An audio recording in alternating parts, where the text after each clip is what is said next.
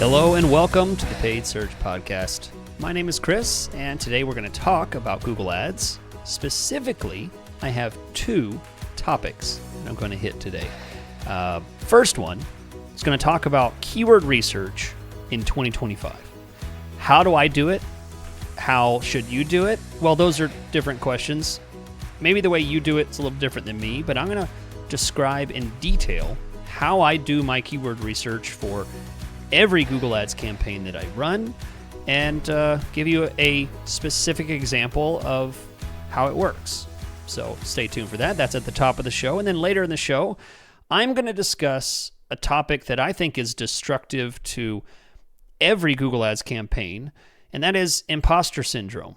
When you suffer from imposter syndrome, I think you end up doing a lot of damage to your account, and you should stop doing that.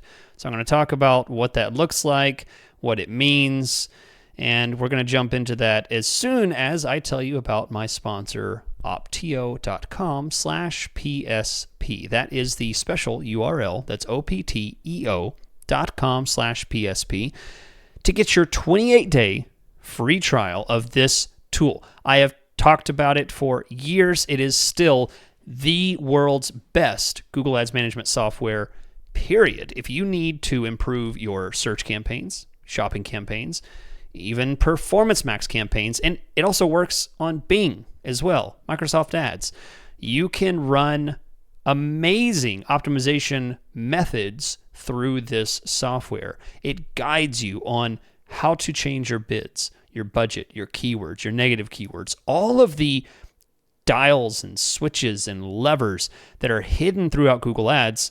How do you know you have the right combination of those optimizations? Well, Optio guides you through the process. I even talked about recently the special Ngram Finder tool, which helps you identify search terms in your account, and it simplifies the negative keyword process for apply negatives to combat wasteful search terms. And this is something revolutionary that could change everything about how you manage your Google Ads account. So that's one part of the massive tool that Optio provides, and you can try it, did I say this? For free for 28 days. Optio.com/PSP. All right, let's jump in with probably one of the top 5 questions people ask about starting a Google Ads campaign. Maybe even you've started one and you realize you need to restart. You need to start again. This time I'm going to do it right, you say. And I'm going to start with some keyword research.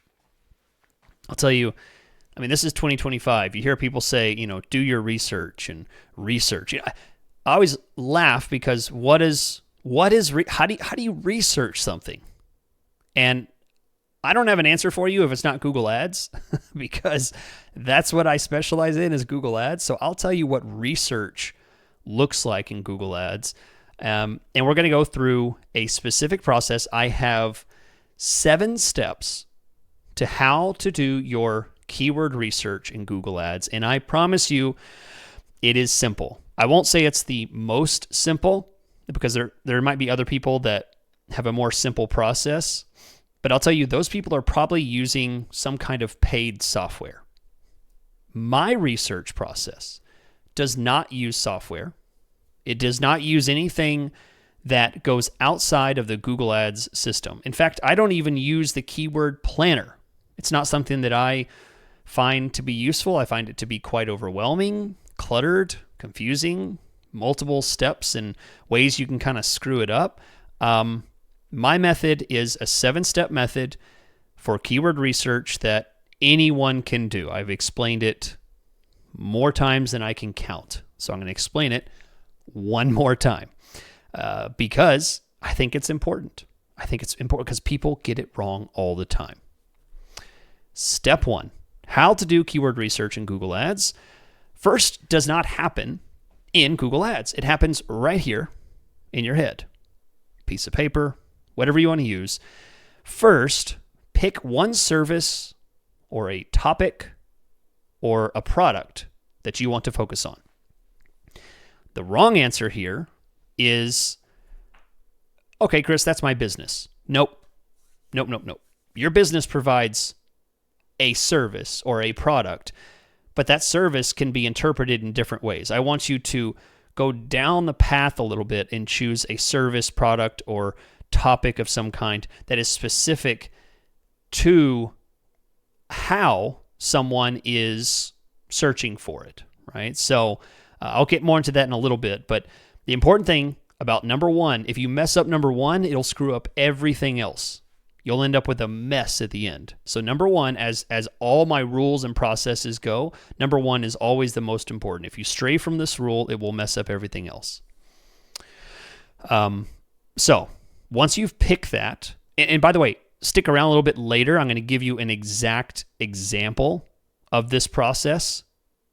So I'm going to go through the rules, and then I'm going to do an example build of what keyword research looks like. Okay, so stick around. Step 2 is, once you've chosen your topic, your service, your product, choose 2 or 3 phrases that represent a person that needs that product or service. Okay?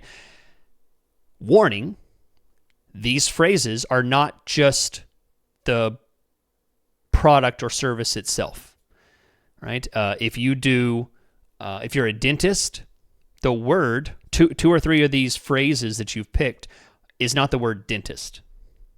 Okay, it must include some kind of action term. Okay, you must choose 2 or 3 of these phrases. I'm not even calling them keywords yet. They're just ideas. They're phrases. They're testing ground. Okay, has to have some kind of action term. So for dentist, it might be at least better to do dentist near me. Even better would be kids dentist near me, or children's dentist plus a city name attached to it, right? So it's important that these phrases that you come up with have some kind of action term. They're adhering to the first rule, so they're very specific to the topic, service, or product that you're choosing.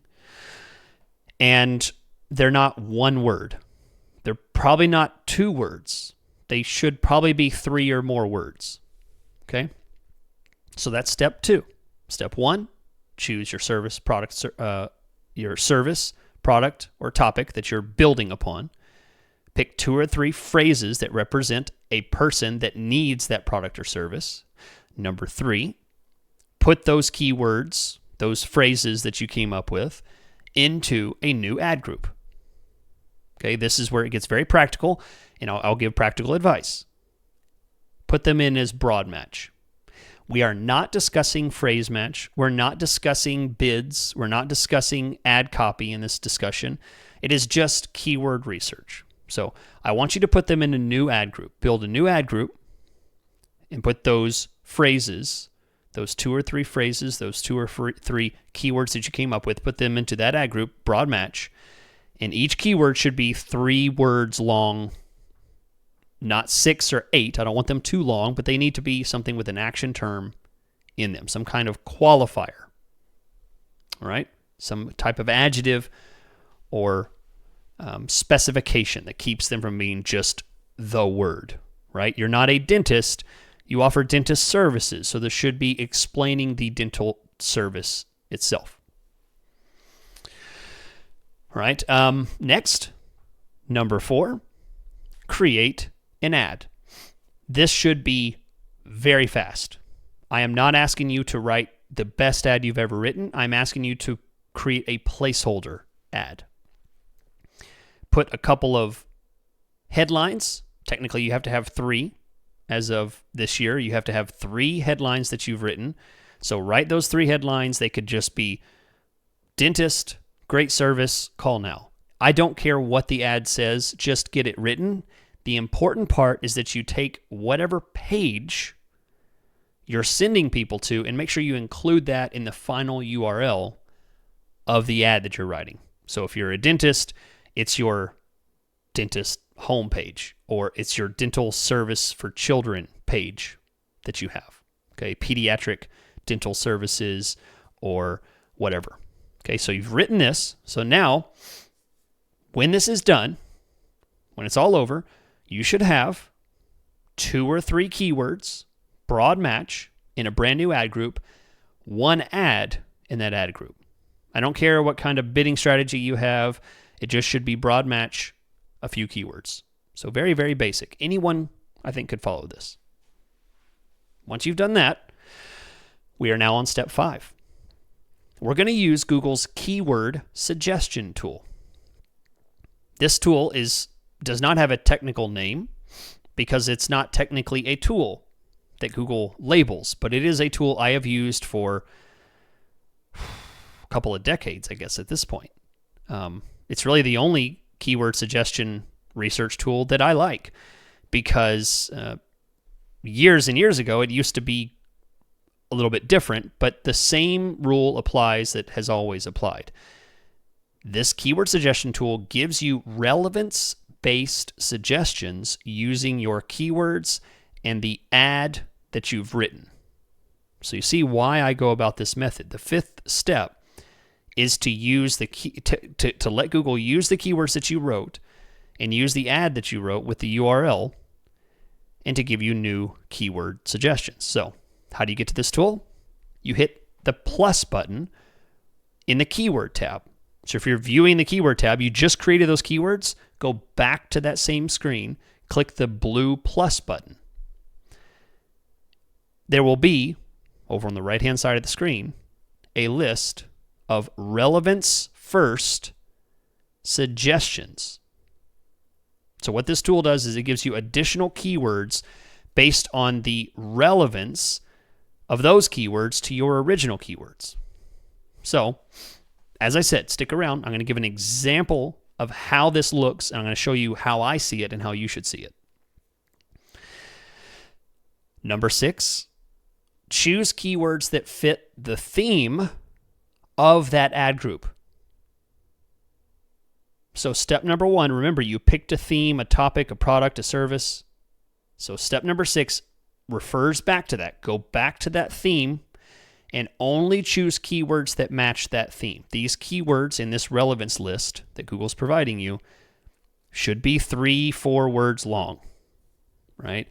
And that's what's great is most of the time the keywords Google's going to suggest are going to be very relevant heavy. They're going to be very specific, very targeted based on the keywords that you've written. Okay, and again, don't just do the word dentist. You probably don't want to do dentist near me. That might be a little too broad. So be as specific as you can, because if you're very broad here with your generic keywords, you'll suffer by spending more money and getting less results. And then the final, step 7, keep an eye out for negative keywords. I can't give examples of this exactly, but I will in my process that I'm going to go through right now. So let's go through it. And I've already done this ahead of time. I've already used my own steps 1 through 7 to create to do some keyword research for a fictional tree removal service in Dallas. Okay, so that's my number 1. My number 1 is I've chosen a service, and that is tree removal in Dallas. The company is an arborist. It's an arborist company, right? So I'm not choosing arborist. I'm doing specifically tree removal. It's not pruning. It's not stump grinding. It's not limb trimming. It is tree removal. Most specifically, dead tree removal. You know, trees that need to be cut down, problem trees, stuff like that. Okay, so I've chosen it, and I've defined what it's not, and I've defined what it is. And that's all in my head, okay? Step number 2, I'm going to choose 2 or 3 phrases that represent that service. Okay, so my 3 are tree removal services near me, dead tree removal Dallas, Texas. Those are my 3. You'll notice that I kind of changed the order up a bit, but they're all pretty much the same kind of term. And I just guessed. I didn't do any ahead. I just kind of guessed, like, this is probably how people would search. You know, people that are looking for my service would look for words kind of like this. All right. So step number 3, I put those keywords that I wrote into an ad group. Step number 4, I go in and write an ad. So these steps are, step 3 and 4 should be really fast. I write an ad. And then step number 5 is where the magic research actually happens. I use the keyword suggestion tool. I go back, hit the plus button on the keyword tab, and boom, there will be a long list of suggested keywords based on relevance. Now, this is what my list looks like.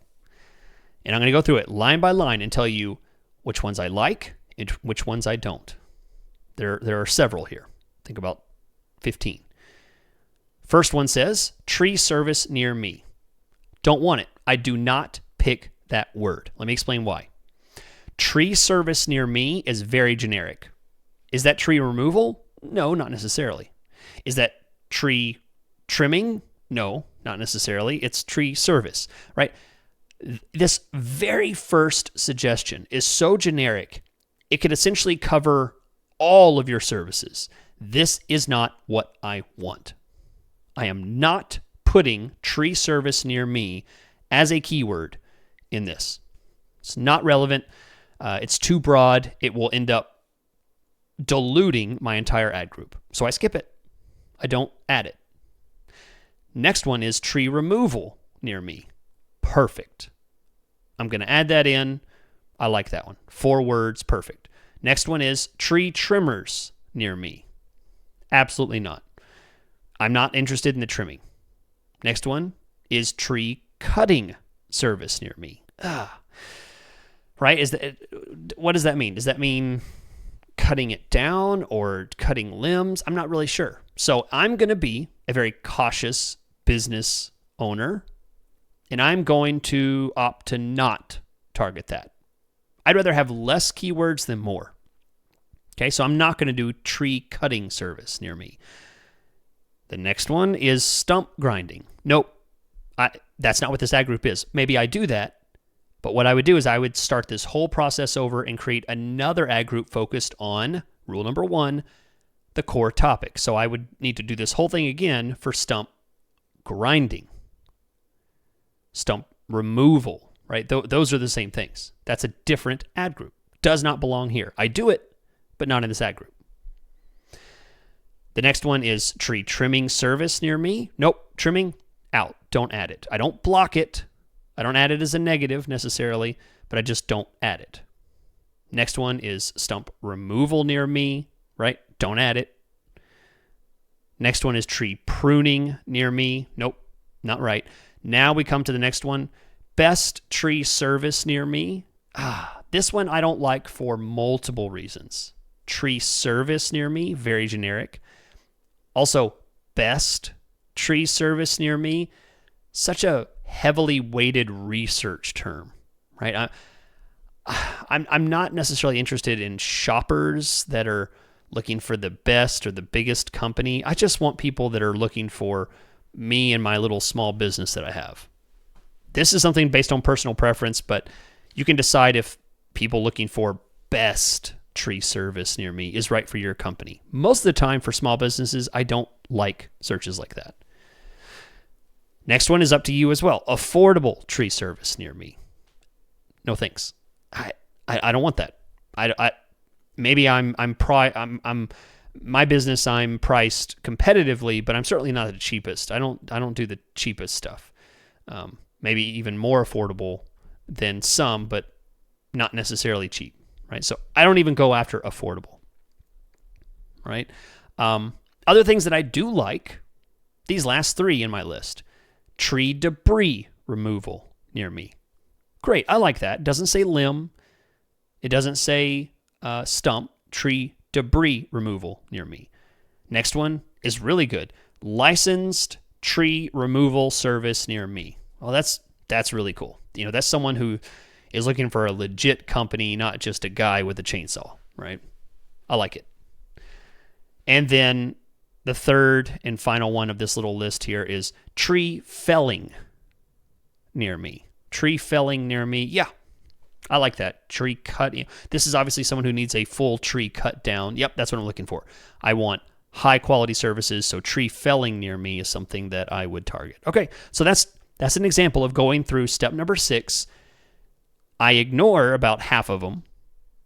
I add a few of them, but only the ones that make sense. So then the last thing that I do is I keep an eye out. Step number 7, I keep an eye out for negative keywords. So what does that look like? Well, I've learned a couple things. I might actually add affordable as a negative keyword. I might add the word cheap as a negative keyword. I might add the word trimming as a ad group negative, right? I don't want anything in this ad group having to do with the word trim or trimming. So I add those as negative keywords. Pruning, I might add as an ad group negative, right? This is tree removal, tree debris removal, tree felling. It's not pruning. So add pruning or prune as a negative keyword. The word stump might be a negative ad group keyword. And the word limb or limbs might be an ad group negative. And that's it. Once that's done, I might have 5 or 6, maybe 10 keywords that I've added. That is a healthy, strong keyword research process that can build you a campaign that will get you started on the right foot. If you follow that process, it should be a very simple, repeatable process. And as soon as you need to do something around stump or pruning or limb removal or storm removal, kind of stuff, there's all kinds of ways. You follow that same process for each of those different sub-services that fall under your main business service. Okay? And that's it. That's honestly how I do keyword research when I start new campaigns. Now, it gets heavier and heavier. There's more involved, but that is absolutely how I start my ad groups and get them started and moving into the optimization process. Okay, so we're going to move on to the latter part of the show. The latter part of the show is going to get into something that I've been thinking about recently, been mulling over, imposter syndrome. We're going to define that. What is imposter syndrome? How does it affect how you might be hurting your campaign? And we're going to get into that for the topic of the week. Before I do, we'll remind you, optio.com/PSP. That is a special URL that you can go to for a 28-day free trial.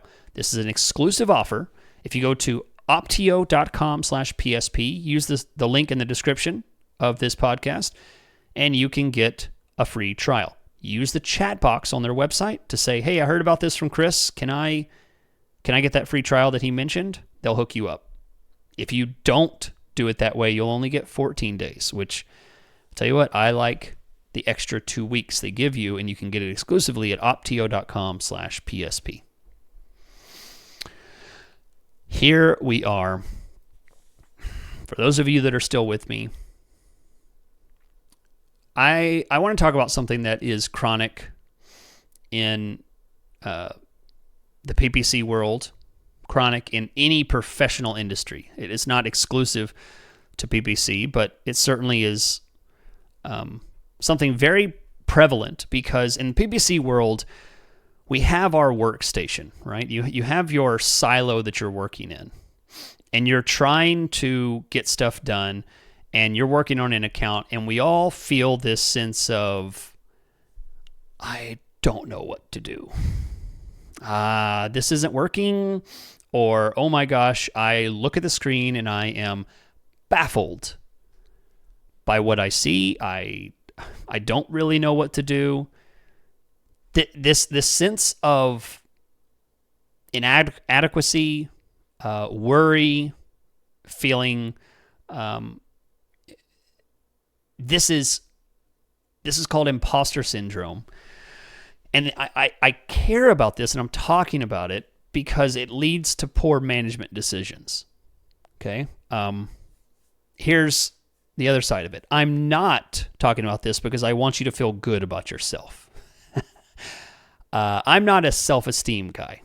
I don't care if you have positive self-esteem. I don't care if You feel inadequate. I feel people should absolutely have a sense of worry and concern and nervousness about anything they're doing. I'm talking about this because I want you to be the best manager and to realize this imposter syndrome could be leading you to making even worse decisions in your Google Ads account. I'm going to give you 5 factors of imposter syndrome that are causing you to make even worse mistakes in your Google Ads account, okay? So, number 1, self-doubt. And just to clarify what this means, self-doubt meaning persistent feelings of inadequacy despite the evidence of success.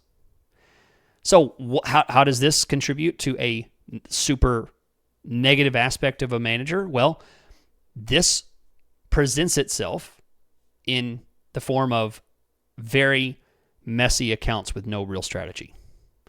It essentially comes in the form of cluttered accounts that are masquerading as strategic.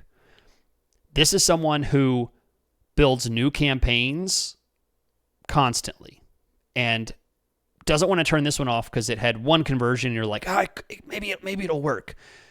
Always second guessing themselves, self-doubting themselves that, that wasn't a good idea. That was dumb. I'm going to do it better this time. And 15, 16 different campaigns later, you just have a mess. And each campaign takes elements of the previous campaign and kind of packs it in. And it becomes so overwhelming to look at. It's so frustrating. There's so many things in your head that you don't really have a strategy anymore. It's just a mess. This whole self-doubt thing is really absolutely destructive. Okay, and towards the end, I'm going to give you some specific tips on how to combat this, but I'm going to go through the negative aspects first. Next is fear of being exposed. Okay, that's the constant worry about being found out as a fraud. Now, this one is particularly evil because this one is particularly demonstrated in people using conversions incorrectly or people using conversions deceptively. So if you feel this sense of imposter syndrome, you might be tempted to set up conversion actions for things that are not actually conversions.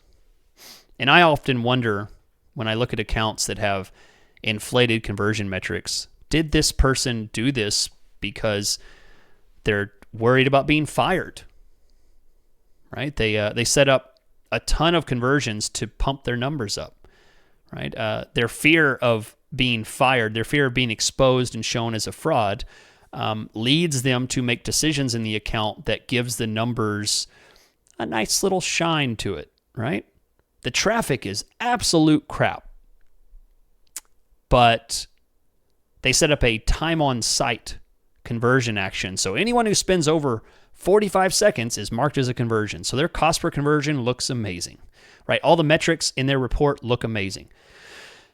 And it's because they have a fear of being exposed. I mean, this is a great armor to put around yourself to say, excuse me, I have a 15%, I have a 30% conversion rate. There is nothing wrong with my account. This is phenomenal. Look up typical conversion rates. My conversion rate is astoundingly high. Yeah, this is imposter syndrome. All right, number 3 is perfectionism. Setting unrealistically high standards and then feeling failure when they're not met. So this shows itself in the form of someone expecting the account to constantly improve. And this is more of me explaining to you, accounts don't always improve. Accounts have seasons. Accounts go poorly for absolutely no reason at all. Accounts stop getting conversions all the time. I can tell you after doing many consulting sessions with people who deal with the same problem, there have been many times where I, at the end of a full hour of doing a massive audit on the account, working through them, talking through everything, in the end, my advice is, change this a little bit, try this, but really there's nothing wrong here. And the only problem is they think that it's uncommon for Google Ads campaigns to start failing. It happens all the time. So perfectionism, trying to strive for, constant improvement and perfection, unrealistic standards, this leads you to think that if you don't have an increasing number on your KPIs, that you're failing. That is not the case. So stop expecting and setting your standards at a point that can never be attained, because they will lead you to decisions that will destroy the campaign because you expected it to do really well this month. And if it doesn't, you're going to completely restructure. And then that leads us to number 4, overworking. Feeling the need to improve worth through excessive effort, right? So this is another aspect of imposter syndrome. So this comes in the form of micromanagement, making changes too often. In particular, too many changes with no clear reason for those changes. Filling out the change history just to show changes. I have plenty of accounts that do very well and are running just how I want them to run, and I don't have changes every day. I may not even have changes every week. And putting and doing more and changing this percentage and adjusting this and pausing this and setting this up and changing this ad copy, a lot of times that is not something that is needed. And that overworking aspect of imposter syndrome can kill a campaign. I cannot tell you how many times I jump into an account and I am blown away by someone who micromanages and has 2% bid adjustment here, 5% bid adjustment here, at the device level, and one's at the campaign level. And I'm like, there's no possible way that this is helping you. This is complexity at a waste. All right, and last on the 5 points of imposter syndrome is comparing to others, feeling inferior by measuring success against your peers. And this is very common for people who don't even run a Google Ads account yet or just started. They immediately heard about some guy, they watched a YouTube video, or they talked to their buddy or a competitor who brags about his amazing ROAS numbers or his amazing cost per click or his amazing cost per conversion. And they think he's doing it, and I have the same service as him, the same business, the same product as him. Why am I not getting that? I'll tell you what, no campaign has an expectation of anything. There are conversion rates, there are cost per clicks numbers that do not make sense. And it is different for every client, every business, every industry. Nobody can expect to replicate what someone else is doing just because they tell you, yeah, I do this, this, and this, and it works. Stop doing that. Comparing yourself to others will lead you to make poor decisions because it works for them, but do not expect it to work for you. And I have one bonus. If you guys are still around, all right, hopefully you're enjoying this. Let me know. Send me an email, Chris. You can send me an email at paidsearchpodcast@gmail.com. Let me know if you agree, disagree. But I have one final bonus here. And this is actually a negative aspect of imposter syndrome, but I think it's a good thing. So of all the bad things about imposter syndrome, this is a good thing, and that's attributing success to luck.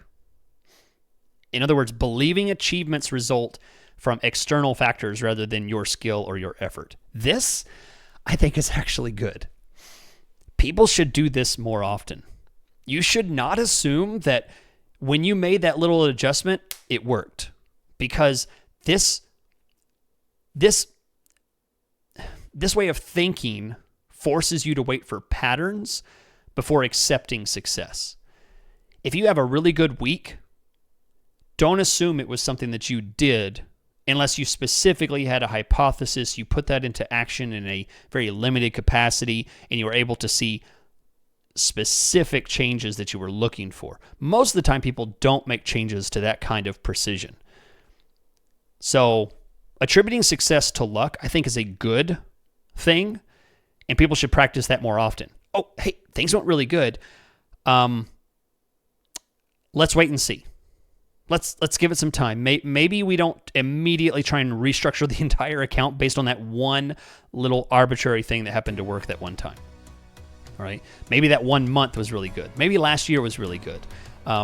Assuming that it was one particular thing is a very ignorant thing to do in Google Ads, because there is never one thing that determines success in Google Ads. There is a million things. You're doing a lot of things in line the right way. So if anything, attributing your success to luck is probably a good thing, and people should practice that more often. So there you go. There are 5 bad, 1 good thing about imposter syndrome in Google Ads and how it can be hurting your account. So thank you guys for being a part of the show. Thought I'd give a couple little speeches today. I hope you enjoyed it. I'll be back next week. If you'd like to reach out to me, you can find my website, chrisschaeffer.com. You can find me there. Reach out to me. Otherwise, I'll catch you guys next week.